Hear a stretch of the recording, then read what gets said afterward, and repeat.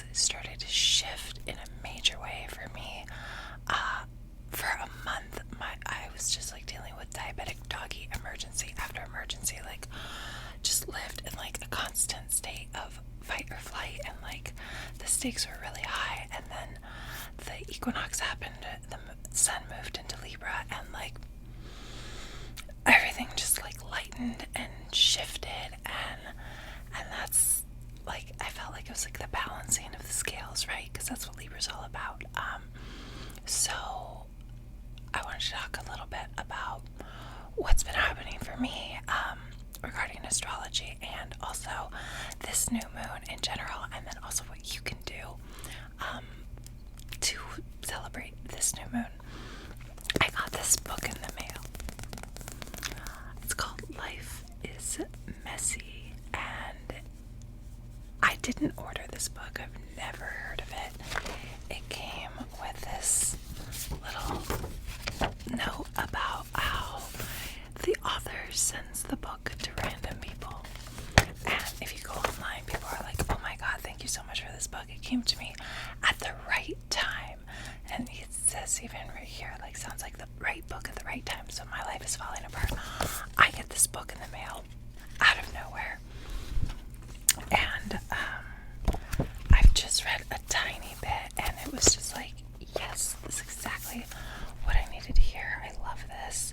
So I'm just going to read to you like the first paragraph, because I think it really sums up what I have been thinking and where I've been like anchored since all of terrible Virgo season. Like, it was hard, it was rough, I'm not gonna lie, I won't downplay it, but also like, who knows where this is taking us is a thing I always have in my head. So it says, the human dilemma. Life is messy. This is the human dilemma. You're not doing it wrong. Life isn't a color within the lines exercise. It's a wild and outrageous invitation full of uncertain outcomes. Sometimes it's beautifully rational, and other times it lacks all logic. What appears to be a step back today may in turn be the first marvelous step forward 10 years from now. So I loved that.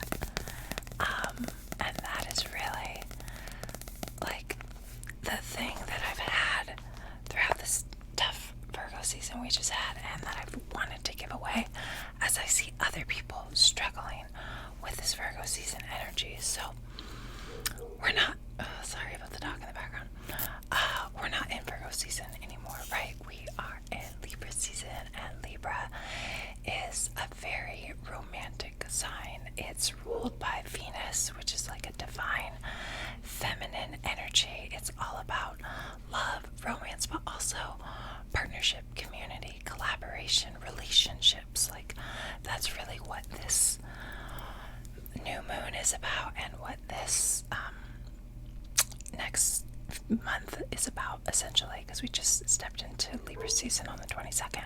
That'll go till the 21st of the next month. So if you felt like life was really, really overwhelming, it should start to shift, and like, hopefully the scales will balance. And this is a good time, even though Mercury is in retrograde. I think it's a good time to manifest your intentions for the way that you want to relate to other people, the way that you want to show up in your relationships, and get clear, be deliberate about being clear about what your intentions are in your relationships, whether they be friendships, romances. Like, what is the kind of community you are trying to build and be a part of, and who are you trying to be in that community? So a couple ideas I have for exercises if you're interested for this new moon. And honestly, like, I can't emphasize enough how different I feel to just compared to a couple days ago. Like, I knew it while it was happening, while I was like going through the motions of responding to the needs of my dog. Hi, Dr. Kurt. I knew that I just had to show up as impeccably as possible in my role as his best friend and his guardian, his provider. But that other stuff was happening that I couldn't see and that I wouldn't see. But like on an ethereal level, and I feel like, I'm not going to say that I have like arrived, but I definitely feel like it was a step back in the physical world, and it's launched me forward mentally, emotionally, spiritually. Hi, oh, I love you too. I love Angela. So yeah, that's life can be that way, right? Like it can be messy. It can go backwards before it goes forward. So in the last couple days, I've really reevaluated, and I didn't even know what the new, well, if I would have thought about it, obviously it's Libra season, so the new moon's going to be in Libra, but I didn't even think about it. I just started like redefining and recategorizing relationships, various relationships in my life organically, and then I'm like, oh, it's Libra season, that makes sense. So a couple things I think it might benefit from this new moon, which again, like, I'll be setting intentions because I'm in communion with the moon and she told me to.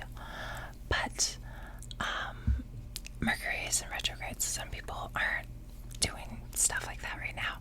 But we're about to be in eclipse season when you really shouldn't do stuff like that. That's just like grab the reins and hold on. It's like being on a bucking bull. So this is, I think, the last time to set intentions before it, like in communion with the moon, before eclipse season, I think.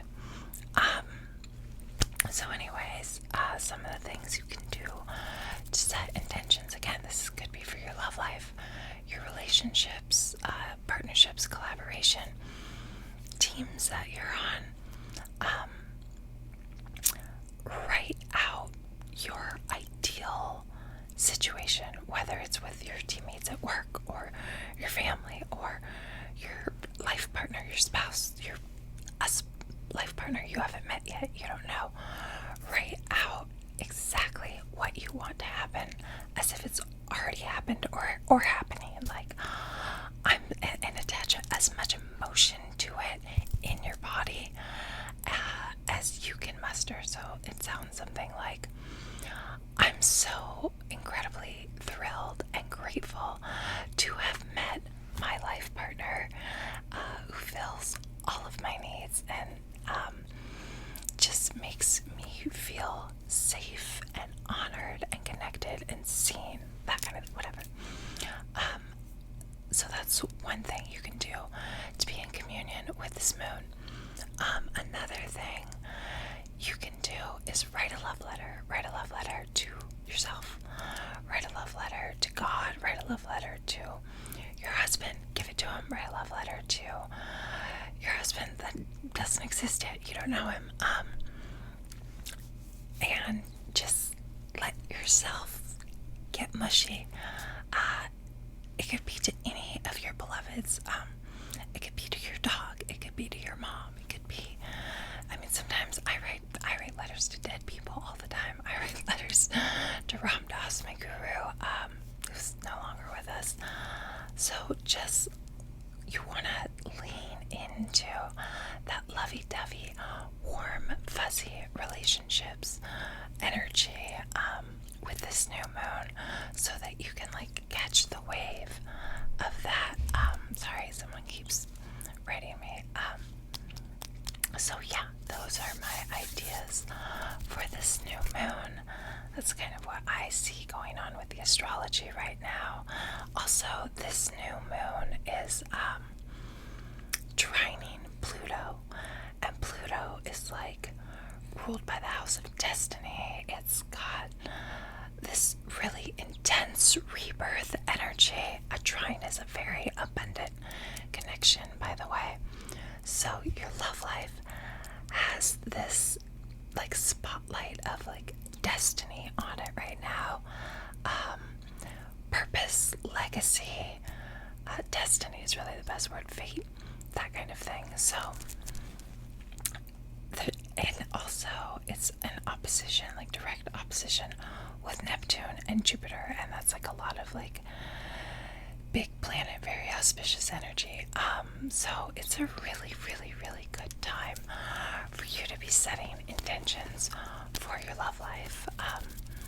And I'll get into a little bit more of like my specific intentions, which are kind of esoteric at this point, on my Patreon. But for here, I'm just gonna leave you with those ideas regarding this moon. And then also, I thought we haven't pulled a card in a long time. We could pull a card. So I love this deck. This is I literally thought it was called the Spirit Animal, but it's the Animal Spirit deck, The Wild Unknown by Kim Krantz, who I just love her work so much. This is the first deck of hers that I got, and I think it's a great deck. So go ahead and have a question, something you want clarity about in your mind. I think that's kind of a big part of this new moon, is for you to get clear on your intentions. I keep joking with people, telling them that I want to tell them about my intentions for their daughter, but it's not their daughter, it's them. Anyway, I think that's probably hopefully funnier in real life. So yeah, what do you intend to focus on in your relationships? What can you lean into? Focus on in order to cultivate the friendship, the partnership. Hi, hello, sweet Highlander. It's nice to see you. What time is it over there? It's got to be real late. He's in Scotland. So yeah, ask a question, and I will pull a card and answer it. I have been feeling very lost lately. Hi, Randy. I'm so much better. Thank you for asking. But like I said, that started to shift, the lost feeling on the equinox as we moved into Libra season. So I've become really open to in this lost thing. So I'm just gonna ask for me. Hello. Oh, you made it. Yes. Hi, that's who was texting me. So yeah, ask yourself a question about relationships, about any clarity or habits or actions you can take, how you want to show up in relationship, the kind of relationships you want to call into your life and cultivate, whether they be friends, community, work, lovers. Libra is ruled by Venus, so it is a very romantic thing, but it doesn't necessarily have to be. It's also just the way we relate. So I'm gonna ask, just very general, what I should focus on. 12 a.m. The rabbit. I don't know at all what the rabbit means. I haven't played with this deck in a long time. So that is the card we pulled. Oh no. This is definitely where I was last week. I think we might have to pull another card, because I feel like this is like a transitional thing. So the rabbit, afraid of everything, overwhelmed and frozen. The rabbit loves to remind his friends that someday the eagle will swoop down and eat him. He talks and talks and talks about it, so loudly in fact that one day the eagle hears and thanks him for the great idea. Rabbit energy is alive when we are scared, most often about the future, and we become our own worst enemy. We spin up a dust cloud of fear and then complain to others that we are lost. Wow, that's poignant. Notice your thoughts and words, oh rabbit, they shape your destiny. Nice. When in balance, sensitive, problem solver, good listener. Out of balance, over explains, talks fast to bring into balance. A day of silence. That's really cool. that resonate for you guys. You're a rabbit. Okay, well, what can we do? Well, a day of silence, it said. But again, I feel like for me, like I was in this energy like a week ago, but it started to shift, and so I guess I want to know, like, where is this going? And that's my next question. You can follow along and just participate in my question, or you can come up with a question of your own. But we're gonna pull another card, or a card is just going to fall out. Two cards fell out. The raccoon and the starfish. I guess this is a 3-card reading. Oh, also, I'm wearing rose quartz. If you have rose quartz, it's a good moon to fucks with your rose quartz. You can always put your crystals out with your intentions. You can write out your intentions, put your crystals out under the moon with like a jar of water. Make some moon water. I'll be doing all of that later. But now, let's read about the raccoon and the starfish. Oh, that's interesting. The raccoon comes right after the rabbit in the series. Talented, shadowy, in hiding. Raccoon energy is at play within all artists to greater or lesser degrees. At best, it indicates talent, tenacity, and skillfulness with a particular musical instrument or creative tool. Its shadow side points to an unresolved issue around self-image and success. Sometimes using a stage name or wearing a mask works in an artist's favor. Other times, it limits creativity. Am I who my audience thinks I am? What if I'm ready to grow into something more? Raccoon energy won't let us off the hook until this creative ego fear is resolved. Wow, that's really poignant for me. Like I said earlier, I feel like I've launched, like, mentally, emotionally, spiritually, recently, and it's made me, like, want to make certain content and then be scared that I'm not going to do a good enough job. So, let's see how we make this work. When in balance, a generous friend, an exceptional artist. Out of balance, competitive, starving artist. To bring into balance, make new work. Well, here we are. Right on track. Okay, cool. Yeah, that resonating with the raccoon. Great, awesome. I love that. Yeah, that makes sense for you actually. Okay, and then the last one is this starfish. That's so crazy. These have been, like, I don't know if they're resonating for you, except for the person who just said that they were. But yeah, I was so overwhelmed and afraid a week ago, and now I'm really feeling a growth spur that I want to take you on, and I'm scared to take you on, but I'm going to. I'm going to record that video tomorrow. So now we get to the starfish. Beautiful, alluring, superficial, or shallow. The starfish is a natural and exquisite beauty, mesmerizing to all. Being around someone with starfish energy is a thrill, like you've been put under a spell of divinity itself. The problem is, these creatures have been reliant on how they look and what other people think of them for so long that they may have forgotten their deeper callings. When this card appears, it's important to ask, am I being swayed by outward appearances? What dreams have I put aside to please others? When in balance, uplifting, artistic, expressive. Out of balance, gossips, feels empty. To bring into balance, positive friends. Yeah, maybe I'll write a love letter to my friends later. So that's interesting. I've definitely been, like, I keep saying I'm making a list, I'm checking it twice about my friends and the way that they've either shown up for me this last month when things have been really chaotic or not.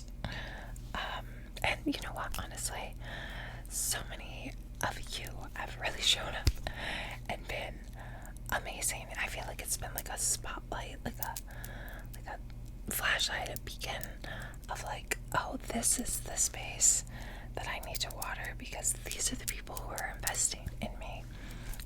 And then like particularly on my Patreon, they've been amazing.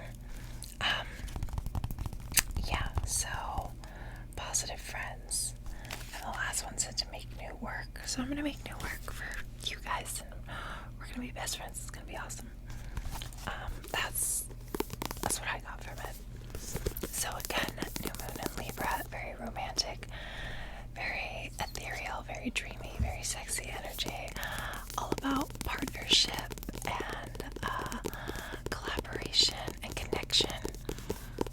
So that makes the starfish make sense too, because it's about positive friendships. So I hope you enjoyed this video. I hope you get a chance to set some intentions, write that love letter that I talked about earlier, or write your love story, again in the past tense with as much emotion as you can muster in your body, and like pay attention to where the emotion is in your body. Like, I feel really grateful. That's like a lightness in my chest. Like, connect with those feelings. That's what feelings are. They're things that you feel in your body. I think we mix up feelings and emotions a lot of the time. And there's overlap in those Venn diagrams, but they're not exactly the same thing. So that is everything I wanted to talk about regarding this new moon in Libra. I want to thank all of you for coming and listening to me ramble about astrology and the moon. And in case you had a tough Virgo season like me, it's not just you, it's been going around. Like, I know so many people who went to the ER last month. I was at the doggy ER. Anyway, it was a month, and this is a gentler energy. Virgos and Libras kind of remind me of two sides of a mom, right? So on the one side, you have this like very clean, very organized, perfectionist mom energy that's like, you gotta go to ballet, and then we're going to tap, and then it's time for piano lessons. Like, it's just like, I'm overwhelmed. And then Libra's more of that like soft, gentle, nunny energy. So now that we've been through the ringer with Virgo season, it's time to just lean. It's time to get cozy. Fall is here. Bundle up, drink your tea, write your intentions, get into your journal, get more introspective.